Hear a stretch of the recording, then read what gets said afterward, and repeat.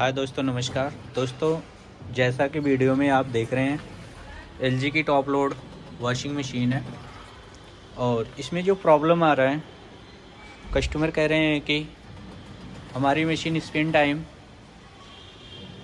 रुक जाती है और आगे वर्क नहीं करती है। तो दोस्तों, जैसा कि वीडियो में आप देख रहे हैं कि मशीन देखने में ही अनबैलेंस दिख रही है और जब वॉश रिंस स्पिन सर्कल होता है तो दोस्तों ये प्रॉब्लम आ ही जाएगी, क्योंकि इसके अंदर 4 सॉकर लगे होते हैं और वॉशिंग मशीन अगर अनबैलेंस रहेगी, लेवल में नहीं रहेगी, तो ऐसी दिक्कतें ज़रूर आएंगी। तो दोस्तों, आज मैं कस्टमर के घर पे आया हूँ। इन्होंने कॉल लिखाया है इस प्रॉब्लम को सॉल्व आउट करने के लिए। तो दोस्तों, अब मैं इसके अंदर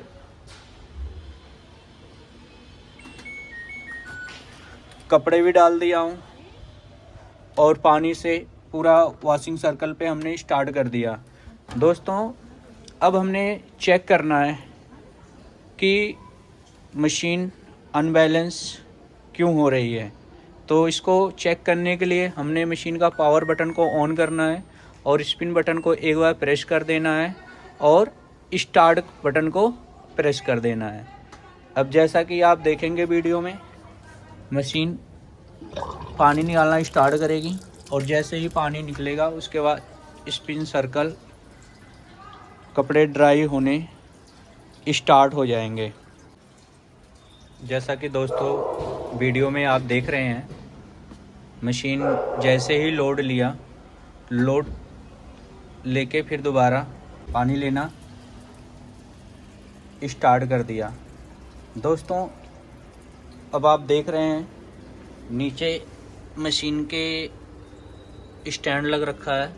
अब हम स्टैंड को रिमूव करेंगे और अब हम इसे मशीन को फर्श पे रख के दोबारा स्पिन सर्कल चलाएंगे।